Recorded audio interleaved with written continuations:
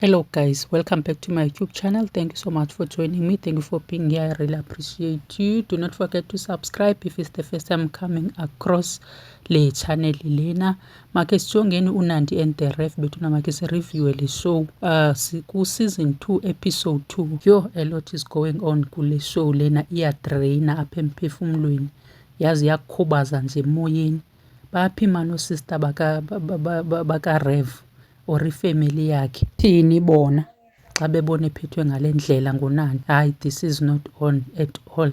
Baphumile ke uNandi noRev baya kwi-getaway. Le getaway ibisugestiwe nguLizalise, their firstborn daughter, cause uyabona i-relationship yabo uba iyaxeka, so wasuggesta ukuba mabahambe bakhe bazikhuphe. uNandi ke hayi ebengekho keen ekuhambeni, akayazi nento ehambelwayo uba kuyiwaphi kuyokwenziwa ntoni, uhamba nje kuba kutsho umntana. Nokupakisha kwakhe wenza upakisha nje omushe, laa nto kuthiwa yi-once. I mean kusiwa kwi-getaway wena nomyeni wakho nobabini nje qha upakisha laa nto uyisaphi.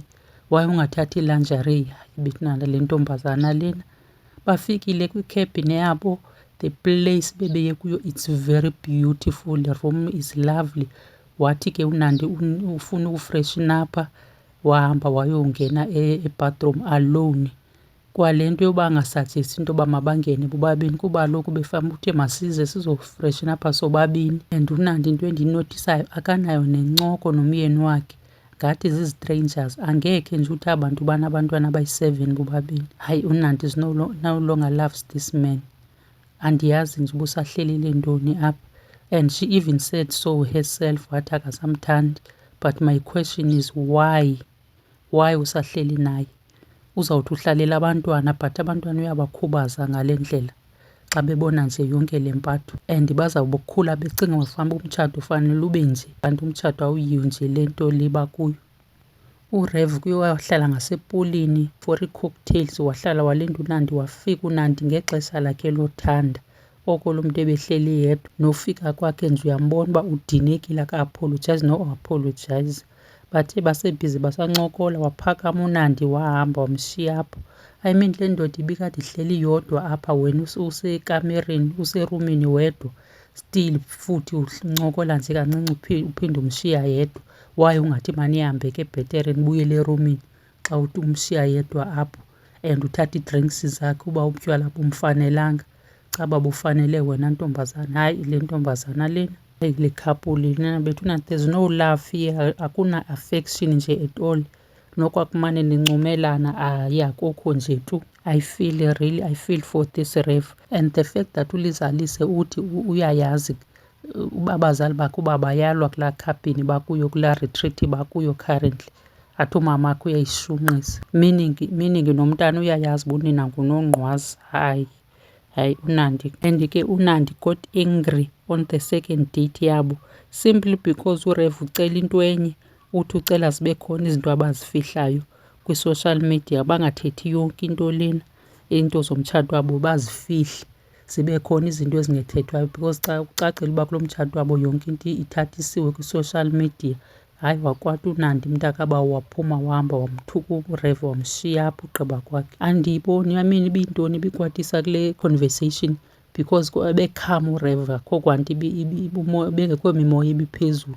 Ebekwatiswa yintoni le imkwatisa kangaka? Ade yahamba ayozitsixela amshiye apho, ayozitsixela. Akanandaba nobulele phi lo mntu. Yo, this is sad. Azaba bantu basebenza kulaa retreat bebesithini xa bebona yonke le nto, le momish uMrev ekhangela iindawo zolala kodwa bafike bobabini apha noNandi. And naye lo Rev uyadina, udelulu. Le nto azothi ushoba uNandi uyamthanda. Ngowuphi lo Nandi ukuthandayo? Ngowuphi? Because uNandi lo simbukeleyo, lo simbonayo thina akakuthandi nje at all. And le trip uthi uyireyitha i-50% success. Ibiyintoni success kule trip tata? Ibe yintoni? Because uthe usafika nje wafika wohlala wedwa ngasepulini, ugqiba uNandi wafika nje 10 minutes waphinde wakushiya apho. Naphoma naya kwidina, nakuloo dina wakuthuka ugqiba wakushiya apho.